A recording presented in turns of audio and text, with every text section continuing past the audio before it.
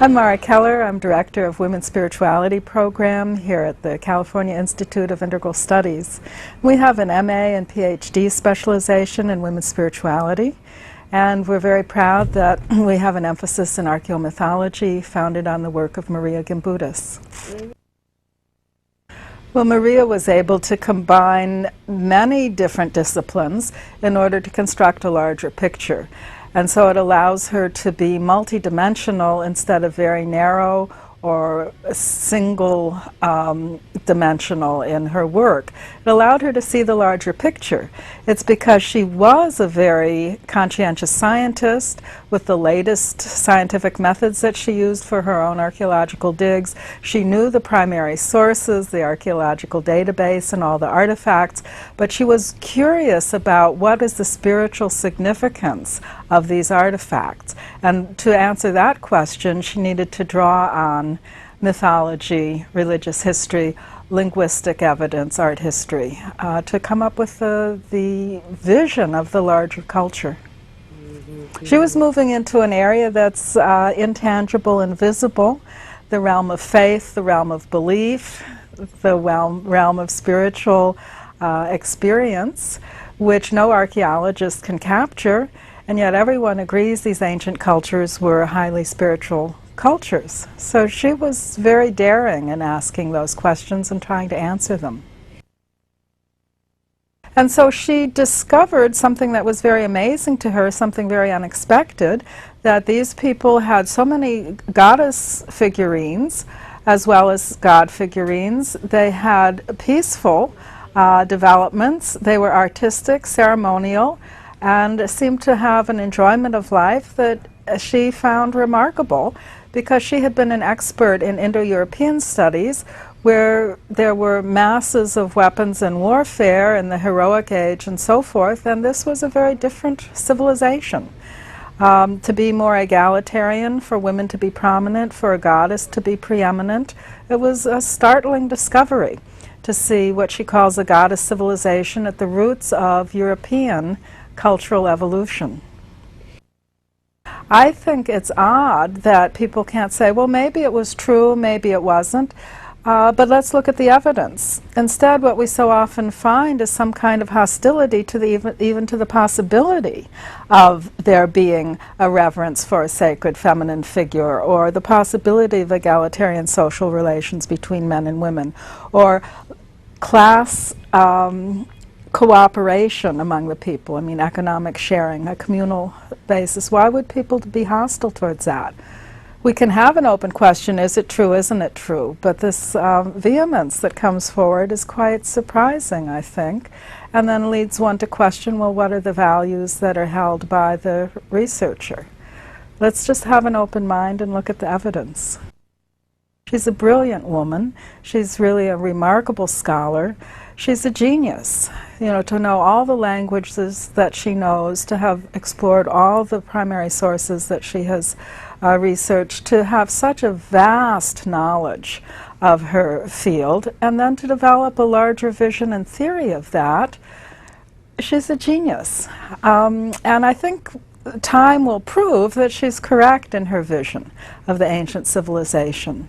I think one of the things that appeals so much to some of us is that we hope that many of those possibilities that she found in old Europe would be possible for us in the future as well.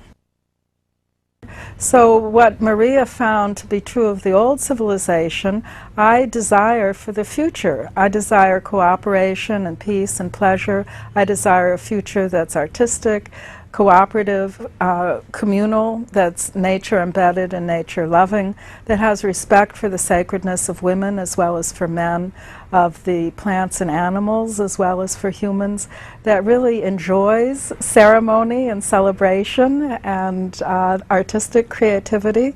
So all of these things that seem to be true of the ancient culture, as discovered through Marija's work, I also feel are elements of culture that I dearly desire for the future. In contrast to various students of mine, for example, who read Marija's work, fall in love with it overnight, may even take the images to bed and dream with them, I, on the other hand, gradually came to appreciate Marija's work. I read her manuscripts very carefully. I read the 3 of her books in one summer. I researched her. I read her with a critical eye. I have very well-developed critical analytical training from my philosophical degree, and I was looking for what is the story, how does it hold together, does the evidence support her generalizations. I read her very critically to begin with, and I slowly began to appreciate the larger picture, the amassing of evidence that she had developed to support her inferences from the database, and then to come to finally, after several years of studying her and beginning to teach her, actually, to realize what a visionary she was, and that for her to have been able to see what she saw was so remarkable, to see the larger forest from all the trees. So I gradually grew in my appreciation of her extraordinary power of mind, but vision, to see that. Not many people would see what she sees. Yeah, actually I feel a lot of other people have seen a similar picture to what Marija has seen by looking at one piece in Crete, or looking at the details in Greece, or looking at the details in Çatalhöyük or Malta, and they look at one piece of the puzzle.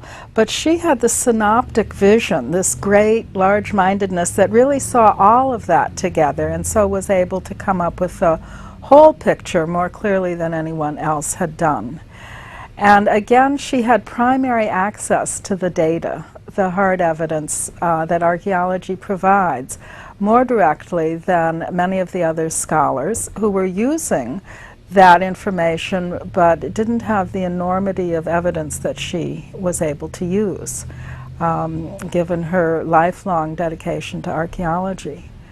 So she was able to see more clearly than others. But there are many other people who have the notion of an early matristic culture.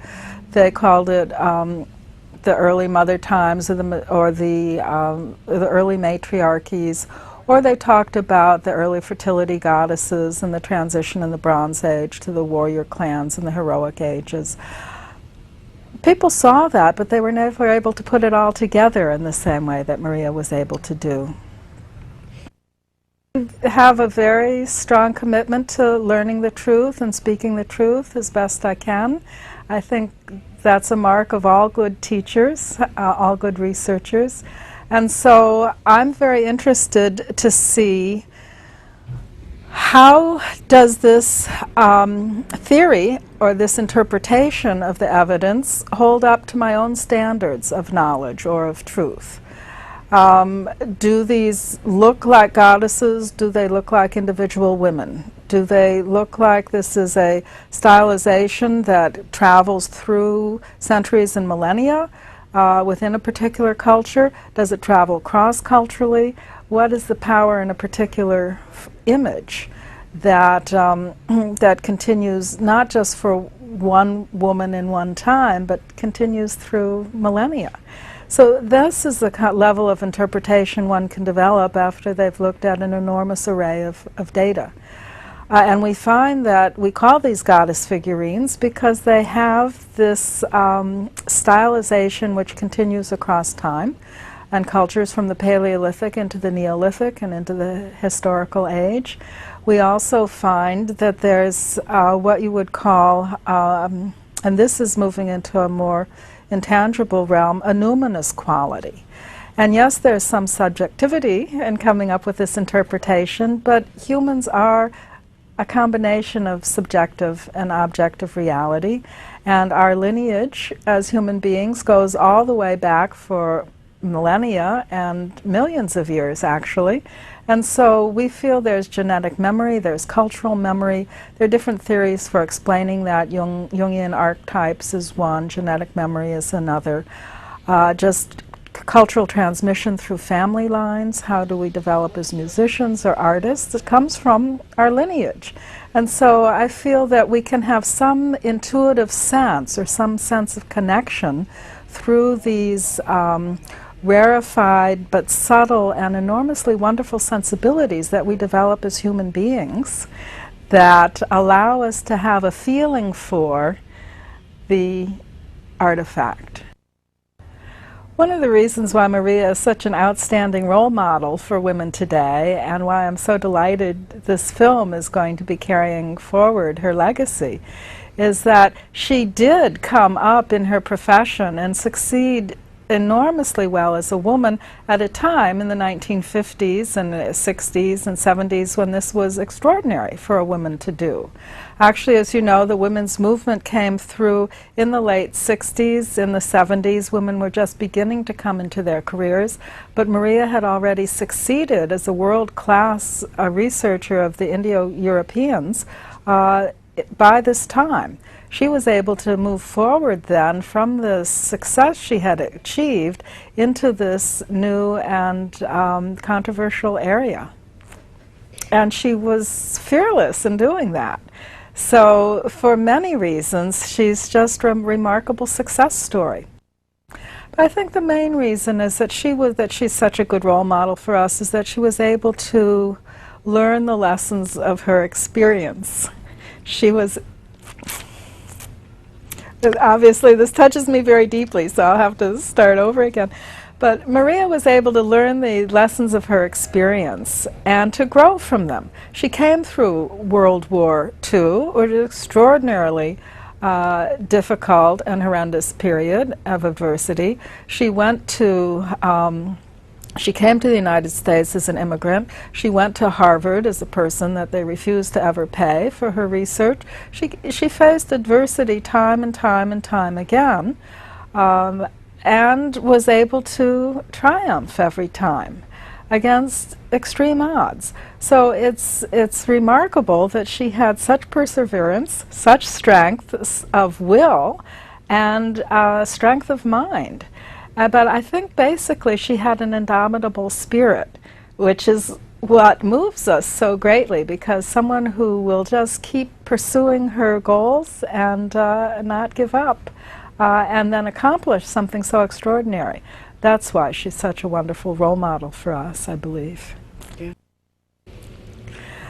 Well, a story is about someone's, a sequence of experiences that a person had that has a tale or a moral value to be told, but it isn't necessarily larger than this individual or this group of individuals, whereas a myth speaks to the whole culture.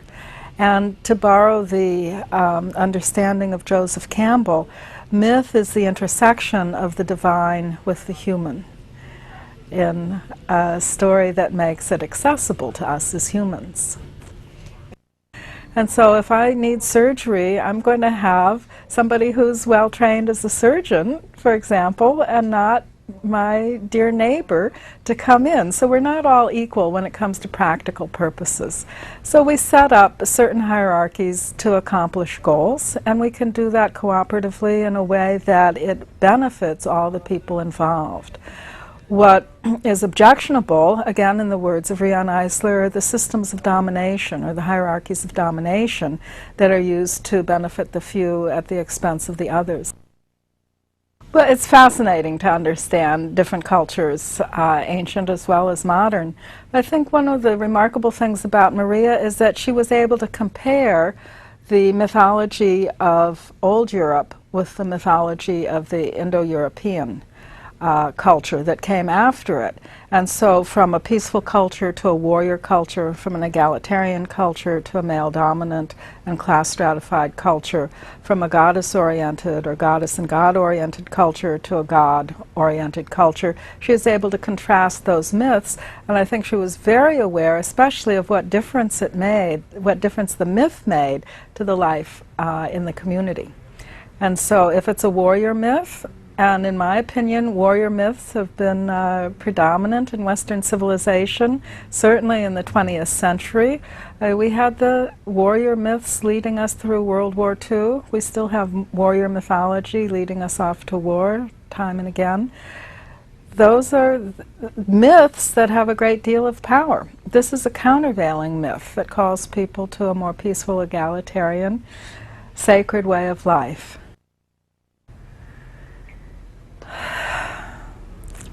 When I think of Marija Gimbutas, I think of a brilliant mind, an astonishing woman of great magnitude, great heart, great mind, and a visionary who was able to see deeply into the past in a way that was deeply beneficial for our future. One of the major discoveries of Marija's work is the bird goddess of the ancient Neolithic that comes down to us. This extraordinary figure of the uplifted figure that opens the heart, opens the lungs, lifts us up, soars into the heavens. The bird was the symbol of the soul in the ancient world. And so the bird goddess was one of the primary images of the goddess of the Neolithic. And this combined the female with the human female with other animal. The owl in particular was the harbinger of death, and it was seen to be wise because it understood that life comes to the end and life goes on. The owl is able to see through the darkness, and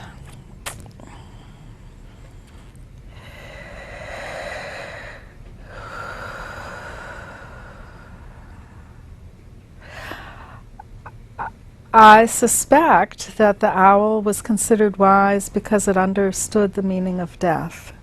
I think that may have been what its significance was. Major contributions that Marija made to understanding the religion of the peoples of old Europe was the attributes of the goddess were not simply those of a fertility goddess, but were those of birth and nurture, death and regeneration. So they're complex attributes that encompass the whole lifespan of humans and all of nature. So this was a great goddess, and the death and regeneration aspect of the goddess was very important, and she saw them paired so that they weren't separate as they've become for our own culture, where death is the end of life, and maybe we're resurrected into heaven, but that's or the afterlife. But for Marija, and the notion of the goddess of death and regeneration is that these came side by side, and that life goes on, and it goes on in this form of life as we know it on this earth, as well as perhaps in an afterlife. I mean, she didn't speak of an afterlife, but she did speak of the regeneration of life, and how one goes into the tomb, which then is the womb for the rebirth.